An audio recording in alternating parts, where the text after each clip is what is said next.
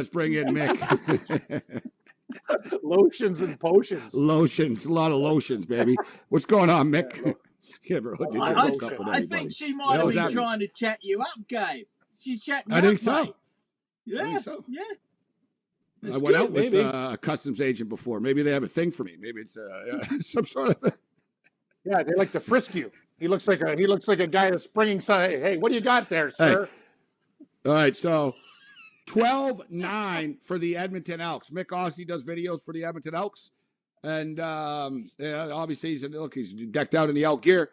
I said earlier, Mick, when they were down, it wasn't looking good. It was kind of sloppy and stuff. If you saw though, Buddy went for the pick six and he missed it. I don't know if you saw that play, Cam. Oh, I know. Dude, he went for the pick six and he missed it. They got the first down. It was like, oh, that was close. But, dude, don't go for the pick six next time.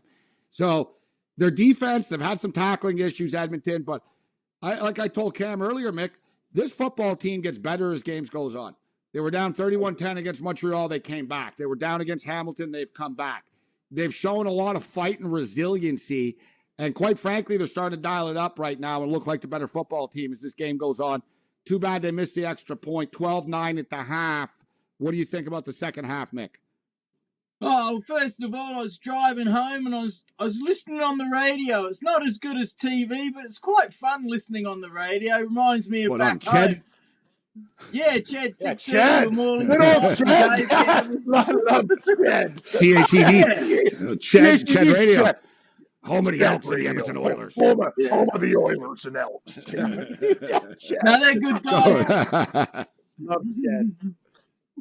But the bad news is, sadly, we need a good running back, and James Wilder Jr. is going to be out for quite a while, so that's disappointing.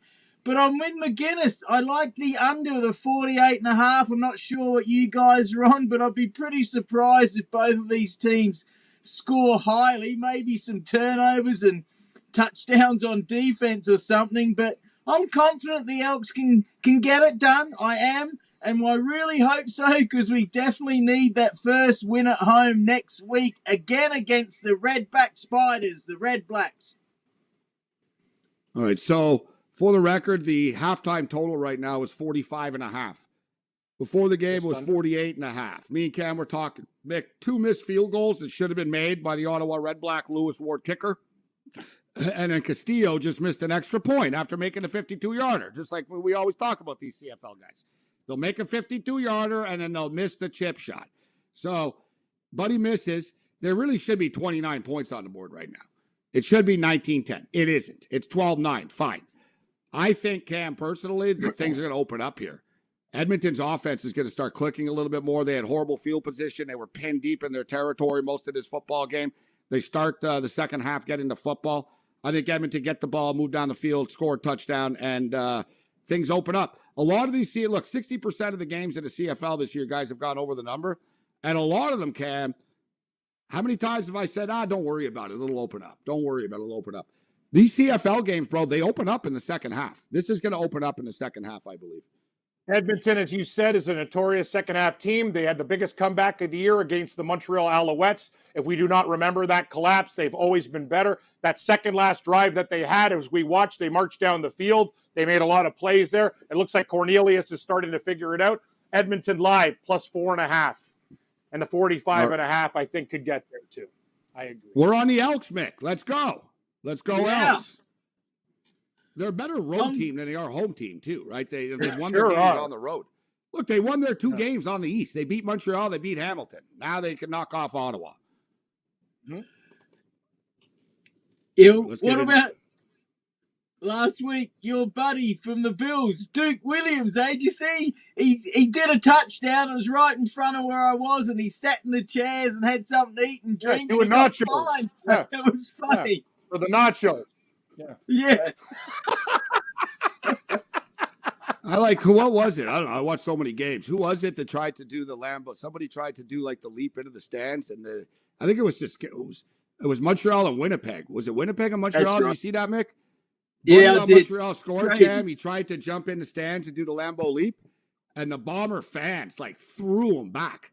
Like a hard tackle. They were like, no, you don't. They were like, even the TSN guys were laughing. They were like, don't jump in the stands in Winnipeg. Those guys will beat you up, man. They don't care. They'll start punching you. You're a player. You're gonna rip your helmet off. Drunkest fans in the league, Winnipeg. Oh yeah. What'd you say, Renzi? Winnipeg, the murder capital of Canada. Very stabby. It is. Winnipeg at night. Yeah, it is. Oh no, you get outside there? Like I was there too. Per square foot. No, per Winnipeg square foot. Per capita. Yeah. Per square foot. More people get whacked in Toronto. Yeah. But you're right. Per square foot. Yeah, no, it's got a rough crowd at late night in Winnipeg. Yeah, right. Those you know the most murderous town in the United States by square foot, like per capita? Youngstown, Ohio. Cleveland. I like how you both said Ohio. Cleveland, he says Youngstown. Richmond, Virginia. Richmond, Virginia? Wow, wouldn't have been my guess. Yeah. I've been there. A lot of stuff. It's not I've been to the Braves, the Braves farm, their farm system, their team is there. You see the stadium and a nice stadium, but the stadium, you're like, yeah, it's a good motivation to get people into the bigs. Like it really city is. Also, too, Morency, that's crazy, but beautiful. Colorado Springs. It's got military base, a lot of stuff going on there. A lot of murders and things go down there in Colorado Springs. Home of the U.S. Training facilities, too, and Lieutenant Joe Kenda. Me and Mick have been there. We've been to Colorado Springs. We drove through Colorado Springs. I have played. They have the Hall of Fame. I played Aussie rules. Remember, they have the Rodeo Hall of Fame and the Olympic Training Center. We drove right past the Olympic Training Center there. Yeah. Nice. Colorado State. Remember, we were in Wyoming too. I remember everyone had guns in Wyoming. Pickup trucks and guns everywhere in Wyoming, Cam. They don't care. They don't play around. That's what I tell people. Like, you just don't go to those places and lip off. Like, just be a good citizen. No, if you're a city folk, you got to keep your mouth shut. Yeah. We're out of our element. We're on on the hill of Mississippi right now. What's Edmonton like, Mick? Does it get kind of stabby at night or pretty safe for the community? It seems like a pretty clean. It's a pretty violent city, actually, Edmonton. A lot of crazy things happen there.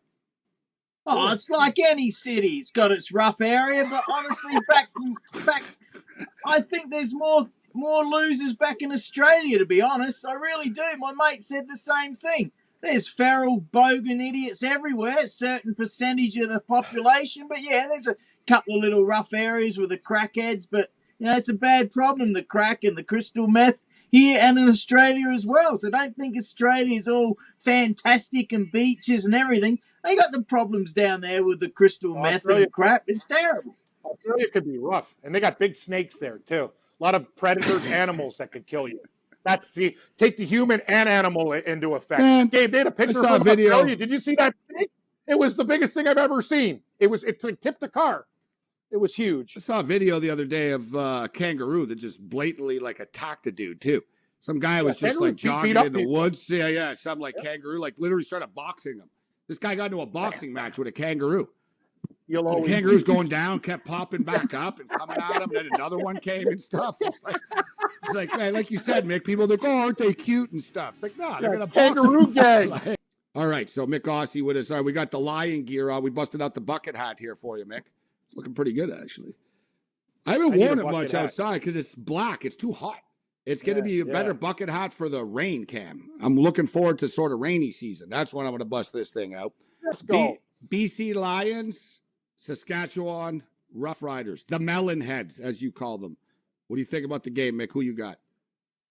Oh, I like the Lions to win well. That Nathan Rourke is on fire. It will be a high-scoring game.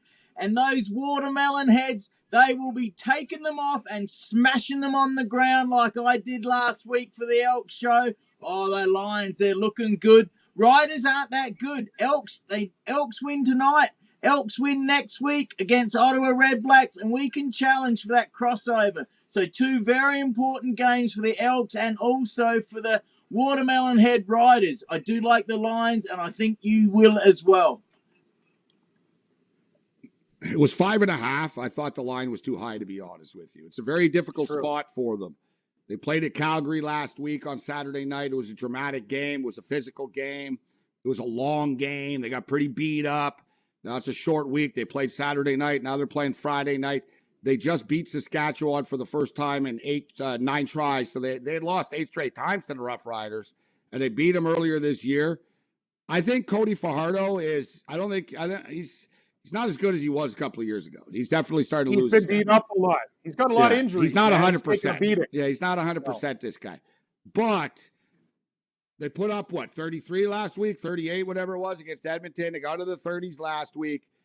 As we all know, they had COVID for a couple of weeks. They were without a bunch of guys. Their D lineman was suspended. Their wide receiver was suspended. They had a lot of issues for the last month or so.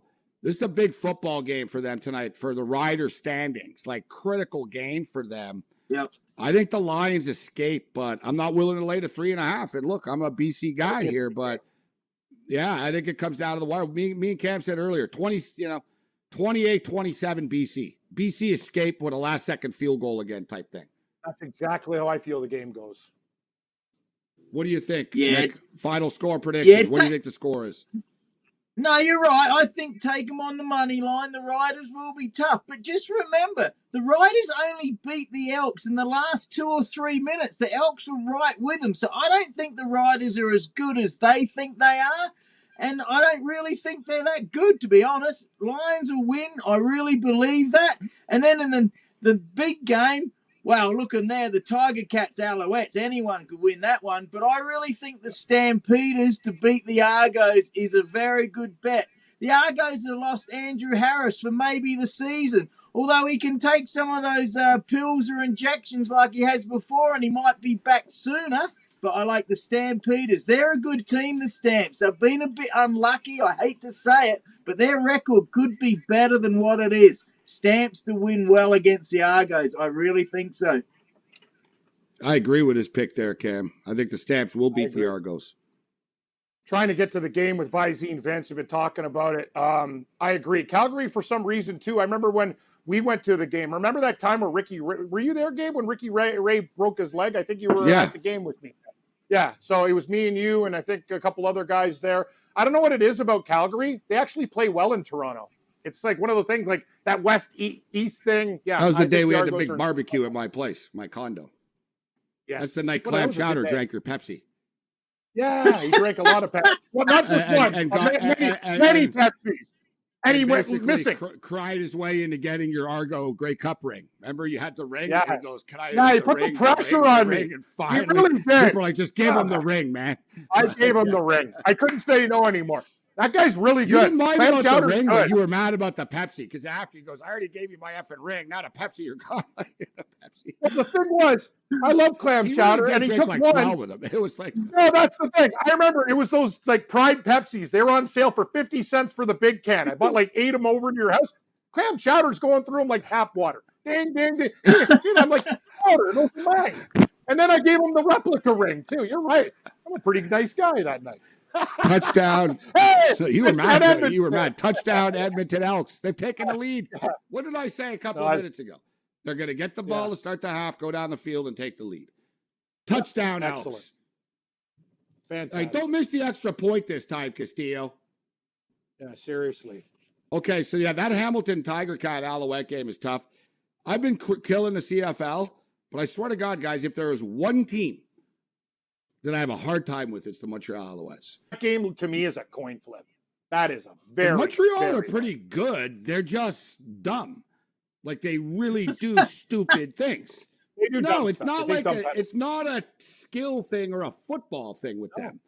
It's basically a penalty, undisciplined, and at times play calling. But then at times they're super aggressive. Like they're very erratic, this football team. But they do have talent. They do have talent. They don't win at home very much. I think they're due for a home win. And I know Hamilton won last week, Cam, but they weren't great, bro. Like, this is not a very good Hamilton football team. Hamilton and Montreal games are always a toss-up. This is the one I've had a hard time with, but I agree with you, Mick, about I like the Calgary Stampeders to beat the Argonauts, but I'm going to take the Montreal Alouettes to beat the Ticats game. Fair enough. I think it's going to be a tight game. I think this week is really, really tight. Like, if you were going to talk to me, all these games are coming down to the wire. Every one of them is going to be, except for Calgary might beat Toronto by like 10. The other 3 are within a field goal. Like, look at this game tonight. It's been a great game. Edmonton's coming back. It's tight. It's close. Very entertaining. That's a huge drive for the Elks there. Big drive, taking the lead now on the road. Now, see, Yeah, but you know what's good? A little... Even though we missed the extra point, at least we're up 4, because even if Ottawa scores, Cam, we're still covering. You are right? correct. Because we're up by 4 points. They'll be up by 3. So at least we're in this sort of. Would have been better if we didn't miss that point. But I like to see them get another stop, score again, and make Ottawa play from behind, and let's punch in the over as the fourth quarter starts to approach here. All right, Mick. Before we get you out of here, when do the AFL playoffs start? Next week? Last round is this weekend. Then there's a bye, and then the playoffs, the finals start. But there's some big positions up for grabs. A couple of very important games that will decide the top 4 and the final 8. If the Bulldogs win and the Carlton Blues lose, the Bulldogs make the 8. And it's very exciting. And Clam Chowder's Demons had a big win last night over the Lions. So any team could maybe win the grand final. It's a soft drink of Australia. Oh, Coca-Cola people drink. I don't drink the rubbish, but a lot of people drink it more than Pepsi.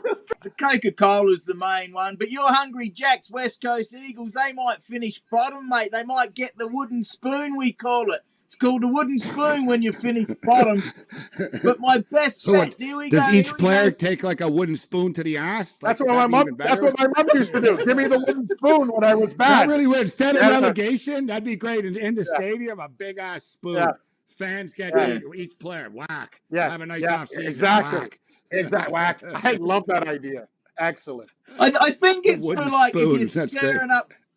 If you're stirring up a big bowl of soup, you use a wooden spoon so you get to stir up the players that come the bottom. That's what I think it's about. You like lentil soup, Mick? What's that? Lentil soup? Do you like lentil soup? Lentil soup. I like tomato soup and chicken noodle soup and vegetable soup. But Babano's a soup, man. You know that. Best bets. Richmond Tigers and the Fremantle Dockers Moneyline Multi. Take the Adelaide Crows on the plus in the showdown against the rival Port Adelaide Power Papsmears. Power will probably win. And take the North Melbourne Kangaroos on the plus because they just appointed one of the greatest coaches of all time, Clarkson, who you would remember, Gabe, because he coached the Hawthorn Hawks to many premierships. Thanks, Mick. Enjoy the game. That's Go right. Elks.